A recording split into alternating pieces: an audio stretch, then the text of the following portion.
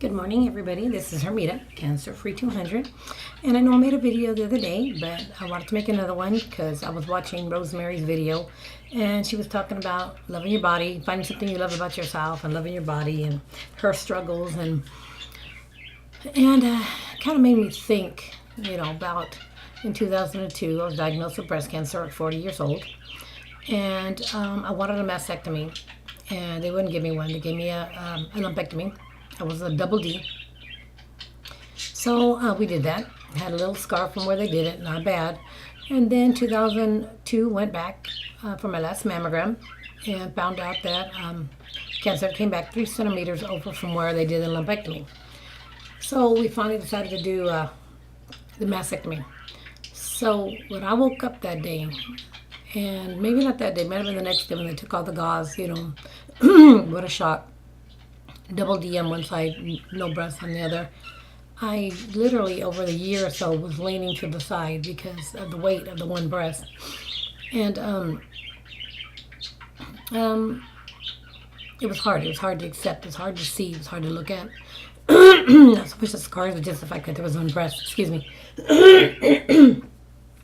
So anyways, I think it was probably the following year they decided to do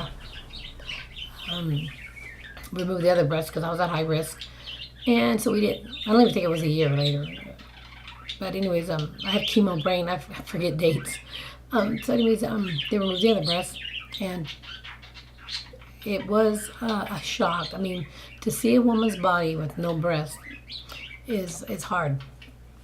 Especially when you see your own body with no breast. It's hard. And the scars went it completely went like this because they cut them off, scoop them out, and sew it together. So, had no breast. I think it was hard to be, really intimate with my husband. After a while, I just thought, forget it, man. He's gonna have to accept me the way I am, or he needs to hit the road, and he accepted me. So, I just figured I was alive. I was pretty healthy, so I had nothing to complain about. I didn't love myself. I just didn't have anything to complain about, I figured. Then I think it was in 2007 we decided to go to Hawaii, and I couldn't find no outfits, no swimsuits. So when we got back from Hawaii, actually I checked on before I went to Hawaii. I went to a plastic surgeon, and he was going to do my surgery like in October that year, which was a month or two after I got back from Hawaii. I had my surgery, so now I'm scarred. My spine is here in the middle. So I'm cut about 1 inch away from each side, all the way around, meets about here, comes up and around here. And the original scar that went this way is down under here. So he put me implants, and we had to puff me up because I was completely sunk in. My chest wall went, curved in. I remember walking in the stores and out, outside the parking lot, and when the wind blew, it blew my shirt close to my chest, and I would hold my shirt out because you could see I had no breast. I remember once walking, I think I was driving through the parking lot, and a bunch of girls were walking by, and they were like, "Is that a man or a woman?" They had no hair, and so people can be cool. And I just remember yelling out the window, "I hope you never had breast cancer." So, anyways. I still didn't feel very good about myself because I had so many scars and it hurt so bad. It was so painful. And I think it took a couple years from then. I think I could say 3, 4 years from then I started to feel good about myself, started to love myself. I was alive. I had grandchildren.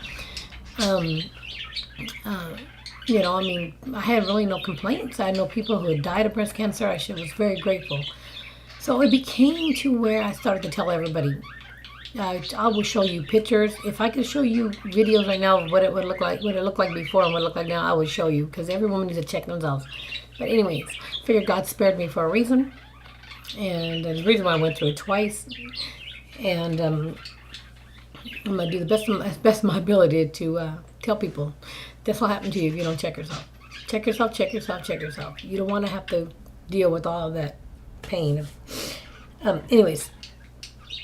But I can say now that I do love myself. And I think I'm a beautiful woman. I don't think I'm beautiful on the outside. I think I'm beautiful on the inside. I have a good heart. I'm a good friend. I have your back to the end. And but I feel good about myself now. Um, it took years. I think even when I was a teenager and I was 120 pounds, I didn't love myself. But I didn't have the, I kind of was a wild child, I should say, and caused a lot of problems for myself when I was younger. And got very pregnant very young. And I remember being with guys and them telling me that I had the mapotex on my stomach, and because of the stretch marks, and my forehead. They call me five head because my how guys, they try to put you down sometimes when you're younger. And I decided it took a long time to get past all that, and think, what, screw them, man. They don't know, they can't take this from me. I'm a good person, and I was not gonna let them take it from me. So now that I'm 48, and it's too bad it took that long, but I love myself. And thank you, Rosemary, for making that video, because it made me think, because you start to think sometimes, oh, look at this, and look at my stomach is too fat, and look at this, and look at that. And you made me realize that, hey, you know what?